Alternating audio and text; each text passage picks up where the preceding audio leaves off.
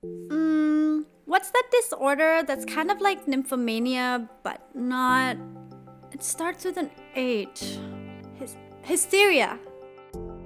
When people hear the word hysteria, they often think of a woman that needs to have sex. Which is kind of like nymphomania, right? Wrong. Actually, they're very different.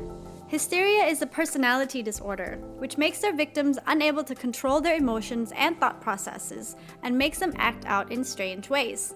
Sex can be considered as a strange way. How do we know when someone has hysteria? What hysteria, or in its full term, histrionic personality disorder, does is it makes a person like to act out.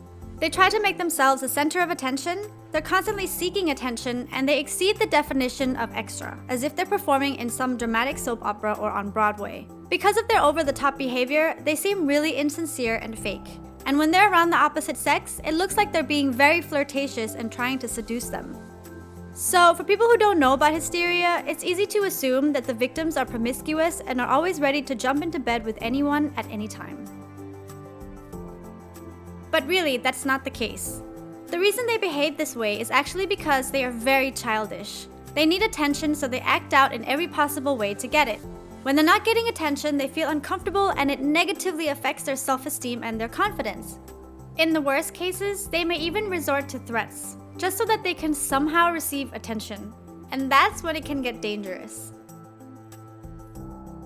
What is the cause of hysteria? As with many mental disorders, there can be a variety of causes. Intense stress or anxiety being a large one, but another cause for hysteria could be some kind of emotional trauma. Emotional trauma, as in maybe at one very low point in their lives, they may have really needed some love and attention, but instead of receiving it, they were overlooked and ignored. This experience left such a negative impression deeply rooted inside them that it pushed them to be constantly searching for it. But what they want is just love and attention. It's not sex. And that's how hysteria is different from nymphomania. So how do we treat hysteria? Well, hysteria is quite difficult to treat because most people that have it, they either don't know that they have it or they don't admit to having it. There's nothing wrong with me. Why do I have to go to the doctor? So, in order to get them to the doctor, either someone they love or family members have to be there to encourage them, to help them find a solution to their attention-seeking and overly dramatic ways. Generally, psychiatrists will treat hysteria with 1. Deep psychotherapy, 2. Individual therapy, and 3. Group therapy.